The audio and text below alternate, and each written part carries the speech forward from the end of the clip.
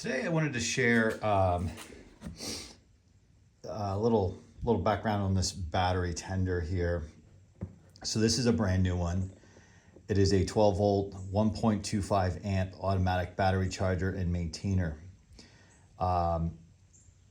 So I bought one of these, I would say 15 years ago. Same brand, really the same thing.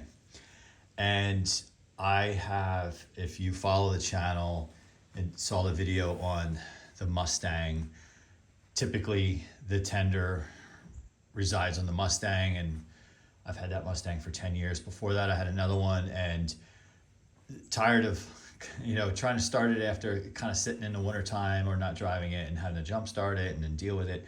So, and then going through batteries faster. So I keep one of these on it. Works perfect. Awesome. Summertime, I'm a little more lax about it because I tend to drive the vehicle. Although this year I haven't driven the Mustang much at all. But I did put a fresh battery in it last fall because the original one was expired. So I thought I would just share that, I know a lot of people use these different brands, whatnot, and I'm not here to endorse it or anything like that in terms of like a product pitch, but I just want to say these things can be complicated or simple, and I think simple is the best way. I really like that it will charge it and then maintain it or go in the storage mode. So a funny little story is I ordered this second one because those of you who also follow the channel and followed the Cub Cadet lawn tractor fiasco that went on from basically the spring to the fall, that has now been since resolved. And thanks for those of you who had followed that story along in frustration and offered comments of encouragement.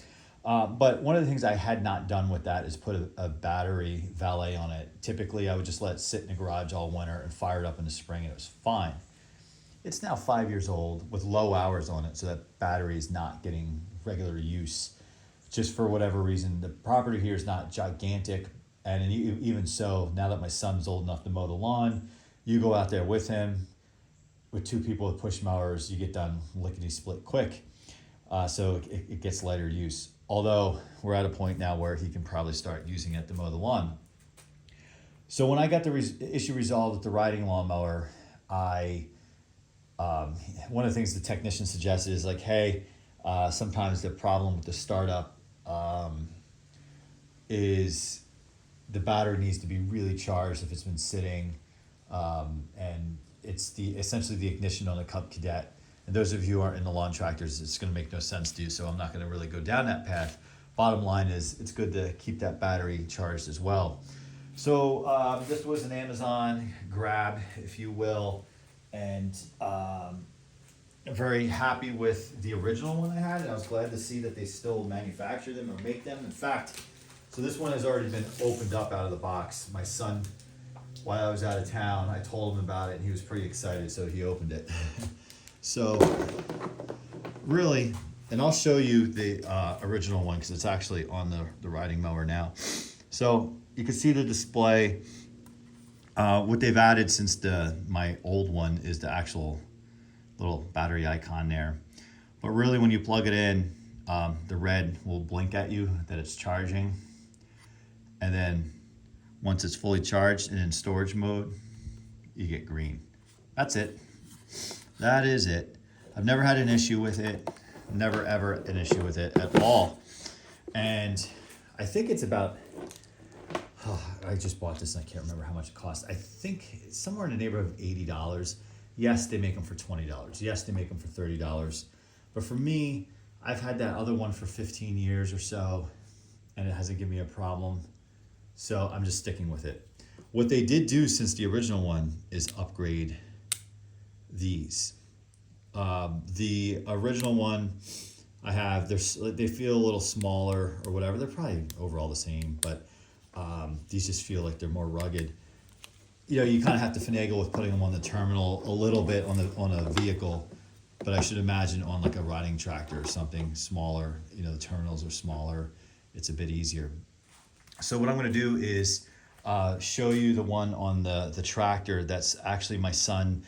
He knew what I wanted to do, so he wanted his own. God bless this kid. And if you've seen some of the videos on the channel, just check out the video of his room, and you'll see what I'm talking about. He's really into this kind of stuff. So let's go take a look at the tractor, and I can show you the setup. Okay, for those of you who follow the channel, this should be a familiar sight, seeing this XT2 Cub Cadet.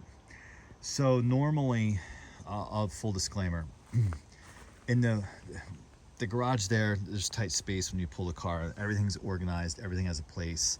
We're really good about that. So what we do in the summertime is bring the tractor outside, but we don't just leave it exposed like this. You can see the cover. I took the cover off and threw it there. We're getting into the season where critters and everything are looking for places to nest, and I don't like to leave stuff outside year round. So I do make a spot in the corner of the garage for this, so it's protected for the winter and safe. So the battery tender will stay on it all winter. So what he did was, my son, he popped the cover off, put the battery tender on it, and you can see what he did. It's funny, he put a little piece of wood there to hold the seat up. But there you go. And you can see what I mean about the clamps on this older one being a little bit different. But there it is. And what he did too, to keep everything protected and under the cover, he stuck it there. You can probably see the green light. Yep. There it is. It doesn't, notice how the old one here doesn't have the little battery icon. And there it is in its glory. And he just took an extension cord and ran it, into the garage. So we should be good to go. And for anyone who has equipment, vehicles that sit around, I highly recommend this. You'll save your battery, save frustration, because we know when you have a fun car, and you just want to hop in it and go, but you don't drive it that often, or you want to run it in the winter time just to fire it up, but the battery's dead and it turns into a whole project. You got to push it out, charge it. This solves your problem. So make sure you like, subscribe, comment. Would like to hear what you guys do. And thanks for watching. See you next time.